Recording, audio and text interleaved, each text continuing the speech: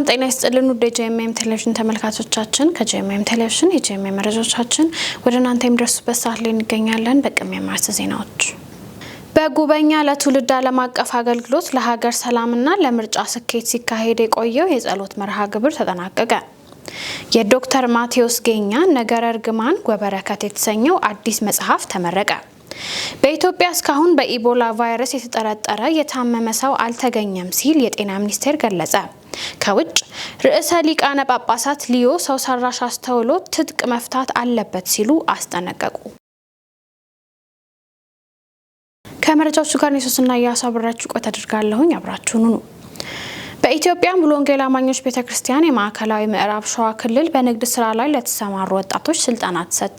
ስልጠናው ትኩረት ያደረገው የእግዚአብሔር መንግስት ዜጎች በታማኝነትና በትጋት በመስራት የእግዚአብሔር መንግስት ለሀገራቸውና ለራሳቸው ጠቃሚ መሆን እንዲችሉ ለማበረታታት ሲሆን ከ5 ከተሞች የመጡ 45 ወጣት ነጋዴዎች ተሳትፈዋል። ግንቦት 14 ቀን 2018 ዓ.ም በተካሄደው በዚህ ስልጠና ላይ የክልሉ ፕሬዝዳንት ፓስተር ከበደ ይልማ በመገኘት ለተሳታፊዎቹ የእንኳን ደህና መጣችሁ መልእክት በማቅረብ ስልጠናውን አስጀምረዋል። በመቀጠልም ስልጠናውን የሰጡት ወንድም የክርስቶስ ግርማ ሲሆኑ በቢዝነሱ ዓለም ያላቸውን ልምድ በማካፈል ለወጣቶቹ መነሳሳትን ፈጥረዋል። በመጨረሻም በስልጠናውና በተደረገው ጸሎት ብዙዎች እንደተባረኩና ለቀጣይ ስራቸው መነሳሳት የፈጠረላቸው እንደነበር ወጣቶቹ የመሰከሩ ሲሆን ስልጠና ከዚህ በላይ በሰፊ መልኩ ወደፊትም እንደሚቀጥል ተገልጾ ፕሮግራሙ ተጠናቋል። ጉበኛ ለትውልድ ዓለም አቀፍ አገልግሎት ለሀገር ሰላምና ለምርጫ ስኬት ሲካሄድ የቆየው የጸሎት መርሃ ግብር ተጠናቋል። አገልግሎቱ የ24 ሰዓት የጸሎት አገልግሎት በማካሄድ በኢትዮጵያ መንፈሳዊና ማህበራዊ ተሃድሶ እንዲመጣ እየሰራ እንደሚገኝ ተጠቁሟል። በተለይም በግንቦት ወር የሚካሄደውን ሀገራዊ ምርጫ በተመለከተ ሀገሪቱ በሰላም እንድትጠበቅ ወንጌል ከፍ እንዲልና እግዚአብሔር ጣልቃ እንዲገባ በማለት ልዩ የጾምና ጸሎት ኮንፈረንስ ከግንቦት 10 እስከ 14 ቀን 2018 ዓ.ም ድረስ ከሰኞ እስከ አርብ በመገናኛ ቃለ ሕይወት ቤተክርስቲያን አካሂዷል። በኮንፈረንሱ ላይ በርካታ አማኞችና የጸሎት አገልጋዮች በመገኘት ለሀገር ሰላም፣ ለመንፈሳዊ መነቃቃትና ለማህበራዊ ተሃድሶ ጸሎት አድርገዋል። በመርሃ ግብሩም የጉበኛ ለትውልድ ዓለም አቀፍ አገልግሎት ባለራዕይ የሆኑት አገልጋይ ነገደ ወልደ ሰንበት መጪውን ሀገራዊ ምርጫ አስመልክቶ መልእክታቸውን አስተላልፈዋል። በጸሎቱ ወቅትም ለኢትዮጵያ ሰላም፣ ለምርጫው ስኬታማነት፣ ለመንፈሳዊ መነቃቃትና ለእስራኤል ሰላም ልዩ የምልጃ ጸሎት መደረጉ ተገልጿል። በተጨማሪም በሀገሪቱ ውስጥ የሚታዩ የሙስና፣ የጥላቻና የደም መፋሰስ ችግሮች እንዲቆሙና ቤተክርስቲያን መንፈሳዊ ከፍታዋን እንድትይዝ ጸሎት ተደርጓል። በኢትዮጵያ የወንጌል አማኞች በአንድነት በመሰባሰብ ሀገራዊና መንፈሳዊ ጉዳዮችን በማስመልከት ብርቱ የጸሎትና የንስሐ መርሃ ግብር አማኞች ጌታን ባሳዘኑባቸው ነገሮች ላይ እውነተኛ ንስሐ እንዲኖርና ክርስቶስን በሕይወታቸው እንዲመስሉ ጥሪም ቀርቧል። በመድረኩ ላይም በኢትዮጵያ ቤተክርስቲያናት ውስጥ የመጨረሻው ዘመን ሪቫይቫል እንዲቀጣጠል ወንጌል ትውልዱን እንዲያጠቃልልና ሚሽነሪዎች ወንጌል ላልደረሰባቸው አካባቢዎች እንዲላኩ በትጋት ጸሎት ተደርጓል። እንዲሁም በደቡብ አፍሪካ በተለያዩ ችግሮች ውስጥ ለሚገኙ ኢትዮጵያውያን ጌታ ጣልቃ እንዲገባላቸው ሰላምና ጥበቃ እንዲሰጣቸው ልዩ ምልጃ ተደርጓል። በተጨማሪም የኢትዮጵያ ወጣት በመልካም ስነ ምግባር የተገነባ ዜጋ እንዲሆን በሳይንስ በፈጠራና በምርምር ዘርፎች የተባረከ አይምሮ እንዲኖረውና ለሀገሩ የሚጠቅም ትውልድ እንዲሆን ጸሎት የተደረገ ሲሆን አዘጋጆቹ ምዕመናን በጸሎትና በአንድነት ለሀገር ሰላምና ለመንፈሳዊ ተሃድሶ እንዲተጉ ጥሪ አቅርበዋል። ጉበኛ ለትውልድ ዓለም አቀፍ አገልግሎት እነዚህን 18 ዓመታቶች በእግዚአብሔር ፊት በትውልድ ጉዳይ በፈረሰው ቁጥር በመቆም ትልልቅ ሀገራዊና ዓለም አቀፋዊ ጉዳዮችን ሲሰራ የቆየ መንፈሳዊ አገልግሎት ነው። እንዲሁም ደግሞ በዚህ አሁን በነበረን የጾም ጸሎት ኮንፈረንስ ከግንቦት 10 እስከ 14 የአንድ ሳምንት የጾም ጸሎት ኮንፈረንስ በመገናኛ ቃለ ሕይወት አዘጋጅተን ነበረ። በዚህ ጊዜያቶች ላይ በዋነኝነት ሲዳሰሱ የነበረው በሀገራዊ በሰባተኛ ሀገራዊ መንግስት ምርጫ ነው። ስለዚህ በዚህ በመሆኑም ደግሞ በመጀመሪያ ደረጃ እንደ እግዚአብሔር ቅዱስ ስለሆነ እንደ አምላክነቱ ባልቀደስ ነው ራሳችንንም በማዋረድ የኢትዮጵያንን ቤተክርስቲያን ይዘን ራሳችንን ይዘን እንደገናም ደግሞ ኢትዮጵያን ይዘን እግዚአብሔር ፊት ምሕረት ስንጠይቅ የቆየንባቸው ሁኔታዎች ነበሩ። እንዲሁም ደግሞ የምልጃ ጸሎቶች ሲከናወኑ ነበረ። ይሄ ሰባተኛ ሀገራዊ የመንግስት ምርጫ ሰላማዊ እንዲሆን ህዝቡ በሰላም ወጥቶ ምርጫው እንዲያካሂድ ምድሪቷን እግዚአብሔር በመልካምነቱ እንዲከብ በሰማይ ያለ እግዚአብሔር ፈቃድ በምድር እንዲመጣ እንዲሁም ደግሞ በዚህ ምድር መካከል በቀጣይ ለምድሪቷ የሚጠቅም ልማታዊ የሆነ እንደገናም ደግሞ ለዜጎቹ መልካም የሆነ መንግስት እግዚአብሔር በምድሪቷ ላይ እንዲያስቀምጥ ስንጸልይ የቆየንባቸው ሁኔታዎች ነበሩ። ለኢትዮጵያም ለአፍሪካም ለዓለምም በረከት የሆነ መሪ እንዲቀመጥ ስንጸልይ ነበረ። አምላካችን እግዚአብሔር በጸሎት ውስጥ ታምራት ስለሚሰራ ጸሎት የእግዚአብሔርን ማዳን የምናይበት ነው። በሰማይ ያለ ፈቃድ በምድር የሚመጣበት ነው። ጸሎት የእግዚአብሔርን እጅ ለታምራት የሚያንቀሳቀስ ነው። ስለዚህ ያ የእግዚአብሔር ማዳን በምድር መካከል ታላቅ ስራ እንደሚሰራ አምነናል። እንዲሁም ደግሞ በዚህ በግንቦት ወር ላይ ብዙ የአመጻ ስራ ሲሰራ የነበረው የዲያብሎስን አሰራር በግንቦት ወር ላይ እድል እንዳያገኝ የመከልከል የማፍረስ እንደገናም ደግሞ በምድሪቷ ላይ ግን የእግዚአብሔር መልካምነት ከፍ እንዲል በብዙ የጸሎት መናጠቅ ስንጸልይ ነው የቆየነው። ዛሬ አሁን ይሄ ጸሎት ከሰኞ ጀምሮ እስከ አሁን ድረስ እየተጸለየ ያለው የጉበኞች የጸሎት ህብረት በነ ፓስተር ነገደ የሚካሄደው ትልቅ ስራ ነው ሲሰሩ ሲጸልዩ የቆዩትና ይህንን ይሄው ላለፉት 5 ቀናት በትጋት በጾም ጸሎት እየጸለዩ ነው ያሉት። የሚጸልዩት ደግሞ ስለ ሀገራዊ ጉዳይ፣ ስለ ሰላም፣ ስለ ቤተ ክርስቲያን ነው የሚጸልዩትና እግዚአብሔር አምላክ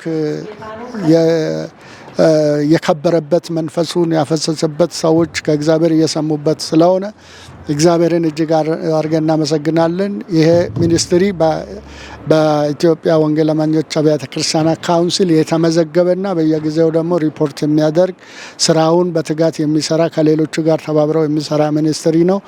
ይህንን ዛሬ ብቻ ሳይሆን ሁል ጊዜ በየጊዜው ፕላን አውጥቶ የሚጸልይና ሌሎቹን የሚያሳትፍ ስለ ቤተ ክርስቲያን፣ ስለ ሰዎች፣ ስለ ሀገር የሚጸልይ የጸሎት አገልግሎት ነው እና አሁን እሱን እንግዲህ እኛም ተሳትፈን እያወጣን ነው ያለ ነው። የዶክተር ማቴዎስ ጌኛ ነገረ እርግማን ወበረከት የተሰኘው አዲስ መጽሐፍ ተመርቋል። ዳንኤል አንተነህ ዝርዝር አለው።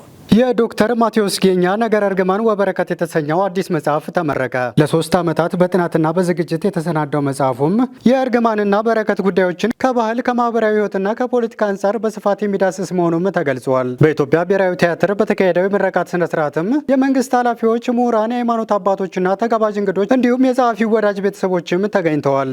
መጽሐፉ በ10 ምዕራፎች የተዋቀረ ሲሆን በኢትዮጵያና በአፍሪካ ማህበረሰብ ውስጥ ያሉ የበረከትና የእርግማን አመለካከቶችንም በጥልቀት የሚተነትን የምርምር ስራ መሆኑም ተነግሯል። በመድረኩም ዶክተር ማቴዎስ ጌና ለረዳቸው ልዑል እግዚአብሔር ምስጋናቸውን አቅርበው በአርትዖት ስራው የተሳተፉትን ዶክተር በዛብህ ገብረ ኢየሱስ እንዲሁም አስተያየት የሰጡትን ደራሲ ዘነበ ወላና መጋቢ መራዊ ንጉሴም ምስጋናቸውን አቅርበዋል። የመጽሐፉ ደራሲ ዶክተር ማቴዎስ ጌኛ እንደተናገሩትም መጽሐፉ ሃይማኖታዊ ይዘት ኖሮት ሁሉንም የህይወት ዘርፎች የሚዳስስ 2 መሰረታዊ ትርጉሞች እንዳሉትም አስረድተዋል። መጽሐፉ ስለ እርግማንና በረከት በተለያዩ ርዕሶች ላይ አንስቶ የሚተነትን ነው። መጽሐፉ ለምሳሌ ከባህል፣ ማህበራዊ ህይወት፣ ፖለቲካውን፣ ሃይማኖቱን እንዲሁም ሳይንስን፣ ስነ ልቦናን በእነዚህ ርዕሶች ላይ እርግማን እና በረከት ምን ይላል፣ ምንድን ነው የሚለው መፍትሄውስ ደግሞ በኋላ ላይ ምንድን ነው? አሁን ከእርግማን ጋር በተያያዘ በዚህ ጉዳይ ላይ ይሄ አለ። ፎር ኤግዛምፕል ለምሳሌ በስነ ልቦና ላይ ከእርግማን ጋር በተያያዘ የሚፈጠሩ የስነ ልቦና ችግሮች አሉ። ለዛ ስነ ልቦና ችግሮች ምንድን ነው መፍትሄው ብሎ በኋላ ላይ መጽሐፉ ስለዚህ ጉዳይ ላይ ያነሳል ማለት ነው። ከሃይማኖት ጋር ሃይማኖቶች ስለ እርግማን ምን ይላሉ፣ እዛ ከእርግማን ደግሞ እንዴት ነው መውጣት የሚቻለው ብለው እንደዚሁም ሌላው ይሄንን ነገር የሚተነትን ነው። ከባህል ጋር በተያያዘ ማህበራዊ ህይወት ጋር እንደዚሁ በረከትም እንደዚሁ እያንዳንዱ ርዕስ ላይ እያነሳ ከእያንዳንዱ ጋር የሚናገር ነው። ከዚህ ቀደም 6 ኪሎ ዩኒቨርሲቲ የሰራሁት መጽሐፌ በዛን ሰዓት በጥናት የሰራሁት መጽሐፍ ኦልሬዲ እንደታተመ አውቃለሁ። እንደውም ያ ጽሁፍ በአማዞን ላይ አለ። ግን ይሄ መጽሐፍ መልክ ይሄ የመጀመሪያዬ ነው። ግን ያልታተሙ ሌሎች መጽሐፎች ደግሞ አሉ። ይሄኛውን ጅማሬ ያለ እንጂ ሌላ ሌሎች መጽሐፎች እንደዚህ ከስነ ልቦና ጋር ተያያዘ እንደውም ሌላም እንደገና ተጨማሪ ሌሎች መጽሐፎች አሉ። አሁን ይሄ እዚህ ላይ ጥሩ ሁኔታዎችን ካየው የሚቀጥሉ ሌሎች መጽሐፎችንም ወደ ማሳተም ሄዳለሁ ማለት ነው። ይሄኛውን ደግሞ ሰው መጽሐፉን ቀጥታ እኔንም ኮሚኒኬት ማድረግ አድርጎ ማግኘት ይችላል። ሌሎች መጽሐፍ ሻጮች ጋር እጅ ሊገባ ይችላል። ስለዚህ መጽሐፉን ለማግኘት ምንም ቀላል ነው ማለት ነው። እኔ ባለበት ሰው በሚፈልገው መጠን ለሰው ለሚፈልገው ሰው ማድረስ ይቻላል ማለት ነው። በሌላ በኩል በዕለቱ ያነጋገርናቸው መጋቢና መምህር የሆኑት ጋሽ ንጉሴ ቡልቻም በመጽሐፉ ዙሪያ ያላቸውን ምልከታም አጋርተዋል። ያስኩት መጽሐፍ ነገረ ርግማን ወበረከት ይላል። ዶክተር ማቴዎስ ጌና የጻፈው መጽሐፍ ነው።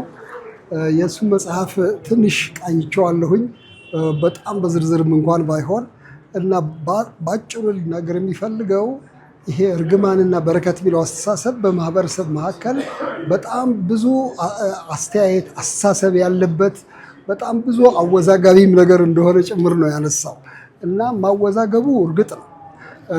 ምክንያቱም አንዳንድ ጊዜ በተለይ በኛ አይነት ህብረተሰብ ውስጥ እርግማን የ40 ቀን ዕድል የሚሉ አስተሳሰቦች አሉ። እነዚህ አስተሳሰቦች የሰውን ልቡና ጠፍረው እንደያዙት እንመለከታለን። አንዳንድ ጊዜ ከሚገባው በላይ በቃ እኔ ተረግሜ ነው ከሚል የተነሳ ከስራም ከትጋትም የምንጎልበት ጊዜ አለ።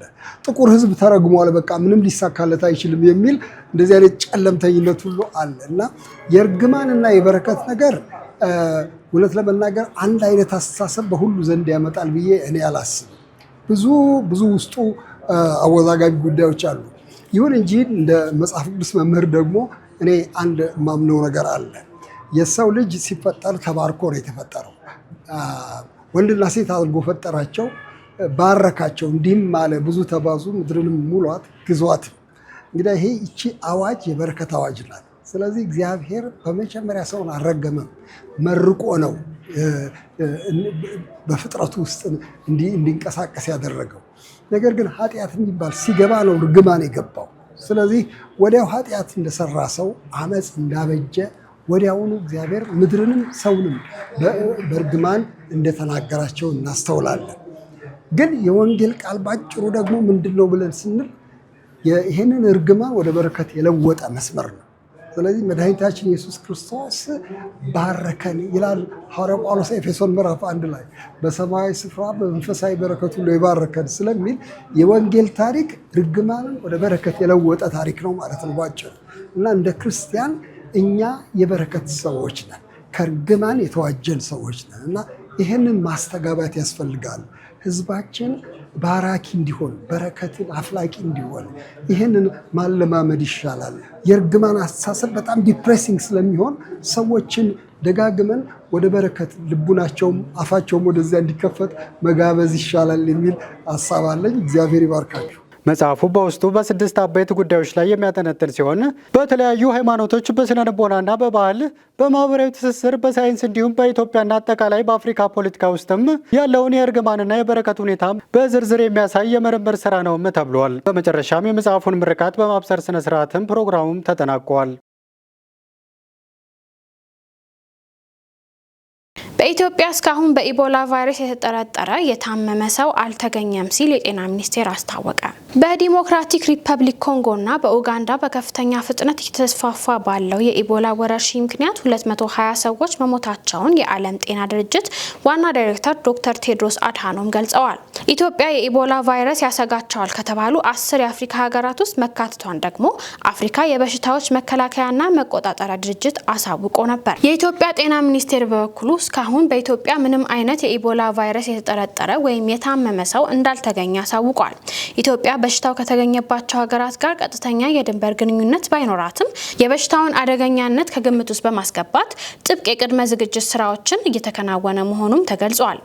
በሁሉም ዓለም አቀፍ የየብስ መግቢያና መውጫ ኬላዎች የልየታና የቅኝት ስራዎች፣ በዓለም አቀፍ አየር ማረፊያዎች የተጠናከረ ክትትል፣ የጤና ተቋማት ዝግጁ እንዲሆኑ ማድረግ፣ የላቦራቶሪ ምርመራ አቅምን የማሳደግና አስፈላጊ የሕክምና ግብዓቶችን የማሟላት የዝግጅት ስራዎች እያደረገ መሆኑንም አሳውቋል። መረጃዎቻችን እንደቀጠሉ ናቸው። አሁን ደግሞ ከውጭ ያገኘናቸው መረጃዎች እናልፋለን። ርዕሰ ሊቃነ ጳጳሳት ሊዮ ሰው ሰራሽ አስተውሎት ትጥቅ መፍታት አለበት ሲሉ አስጠንቅቀዋል። የካቶሊክ ቤተክርስቲያን ርዕሰ ሊቃነ ጳጳሳት ሊዮ ወደ ጵጵስናው ከመጡ ወዲህ ለመጀመሪያ ጊዜ ባቀረቡት ትልቅ የማስተማሪያ ሰነድ ላይ ነው ሰው ሰራሽ አስተውሎት ኤአይ ትጥቁን ሊፈታ እንደሚገባ ያስጠነቀቁት። ቃሉ ጠንካራ ነው አውቃለሁ፣ ነገር ግን ሆን ብዬ ነው የመረጥኩት፣ ምክንያቱም ይህ ጊዜ ትኩረትን መሳብ የሚችሉ ቃላት ያስፈልጉታል ብለዋል። ኢንሳይክሊካልስ የሚባሉት እነዚህ የማስተማሪያ ሰነዶች ለካቶሊክ ጳጳሳት የሚጻፉ ደብዳቤዎች ሲሆኑ ከቅርብ 10 ዓመታት ወዲህ ግን ርዕሰ ሊቃነ ጳጳሳቱ ለዓለም የሚያስተላልፏቸው መልእክቶችን የሚይዙ ሆነዋል። የአሁኑ ደብዳቤ በአብዛኛው ያተኮረው ኤአይ ላይ ቢሆንም ርዕሰ ሊቃነ ጳጳሳት ሊዮ ካቶሊክ ቤተክርስቲያን በታሪክ ውስጥ በባሪያ ንግድ ላይ ስለነበራት ሚና ይቅርታ ጠይቀዋል። ርዕሰ ሊቃነ ጳጳሳት ሊዮ በጽሁፋቸው የባሪያ ንግድና ከኤአይ ጋር የሚደረግ ግንኙነትን አመሳስለው አቅርበዋል። ዓለም በምርት ሂደትና አተገባበር ላይ የሚፈጸም ሰዎችን የመበዝበዝ ድርጊትን በድጋሚ እንደተለመደ ነገር እየቆጠረው መሆኑን ጠቁመዋል። በታሪካዊ የባርነት አሳዛኝ ክስተትና እየመጣ ባለው አዲስ የዲጂታል ባርነት ስጋት መካከል ተመሳስሎሽ እንዳለ አስጠንቅቀዋል። ብዝበዛን የተለመደ ተግባር የማድረግ ተመሳሳይ ልምድ መደቀኑን እንዲሁም የሰው ልጅ ተመሳሳይ የሞራል መስቀለኛ መንገድ ላይ መድረሱን ገልጸዋል። መረጃው የቢቢሲ አምሃሪክ ነው። በመጨረሻም በ2026 የዓለም ዋንጫ የእንግሊዝ ቡድን እምነታቸውን በይፋ የሚገልጹ ተጫዋቾች ትኩረት ሳቡ። ዳንኤል አንተነህ ዝርዝር አለው። በኢንግላንድ ናሽናል ፉትቦል ቲም የተመረጡት በርካታ ተጫዋቾች እምነታቸው በይፋ በመግለጽ የክርስቲያን ዓለም ትኩረትም ስበዋል። ዋና አሰልጣኝ ቶማስ ቱቼል 26 ተጫዋቾችን ያካተተውን የመጨረሻ ዝርዝር ካሳወቁ በኋላም ቡካዮ ሳካ ለእርሱ ክብር በሚል መልእክትም የእንግሊዝ ማሊያውን ለብሶም ያለውን ፎቶን በማህበራዊ ሚዲያም አጋርተዋል። አማካዩ ኤብሪቼዜና አጥቂው ኢቫን ቶሪ ደግሞ ወደ ሰማይ በመጠቆምም እግዚአብሔርን የሚያመላክቱ ፎቶዎችንም አጋርተዋል። በእንግሊዝ ካምፕ ውስጥም እነዚህ ተጫዋቾች የመጽሐፍ ቅዱስ ወንድሞች ወይም የእግዚአብሔር ቡድን ተብለው እንደሚጠሩም ተነግሯል። ማርክ ጌች የፓስተር ልጅ ሲሆን እምነቱም የሕይወት ትልቅ አካል መሆኑንም ቀደም ሲልም ገልጿል። በእግር ኳስ ውስጥ የእግዚአብሔርን ቸርነትና ክብር ማሳየት እንደሚያስፈልግም ተነግሯል። ኤብሪቼዜ በተለይ በጉዳት ወቅት እምነቱ እንዳገዘው ገልጾም ከእግር ኳስ በላይ ያለው ጥልቅ ዓላማ እንዳለ እንደሚያስታውሰውም ተናግሯል። እንዲሁም ኢቫን ቶሪ ጸሎትን የግጥሚያ ዝግጅት አካል እንደሚያደርግም ተናግሯል። እንግሊዝ በዚህ ውድድር ከ1966 በኋላም የመጀመሪያውን የዓለም ዋንጫ ለማንሳትም ተስፋም አድርጋለች። ዘገባው የክርስቲያን ፕሪሚየር ኒውስ ነው። ለዕለቱ የያዝናቸው የጂኤምኤም መረጃዎቻችንን ከማጠቃለላችን በፊት ዜናዎቹን እናስሳችሁ። በጉበኛ ለትውልድ ዓለም አቀፍ አገልግሎት ለሀገር ሰላምና ለምርጫ ስኬት ሲካሄድ የቆየው የጸሎት መርሃ ግብር ተጠናቀቀ። የዶክተር ማቴዎስ ጌኛ ነገረ እርግማን ወበረከት የተሰኘው አዲስ መጽሐፍ ተመረቀ። በኢትዮጵያ እስካሁን በኢቦላ ቫይረስ የተጠረጠረ የታመመ ሰው አልተገኘም ሲል የጤና ሚኒስቴር ገለጸ። ከውጭ ርዕሰ ሊቃነ ጳጳሳት ሊዮ ሰው ሰራሽ አስተውሎት ትጥቅ መፍታት አለበት ሲሉ አስጠነቀቁ። ለዛሬ የያዝናቸው የጂኤምኤም መረጃዎቻችን ይህን መስሉ ነበር። እኔ ሶስና እያሱ መረጃዎቹን ወደ እናንተ ያደረስኩኝ አብራችሁ ቆተደረኩኝ። መረጃዎቹን ያዘጋጁላችሁ ደግሞ ዳንኤል አንተነህና ነጻነቱ አቁማ ነበሩ። ከቀሪ የጂኤምኤም ቴሌቪዥን ፕሮግራሞቻችን ጋር መልካም ቆይታ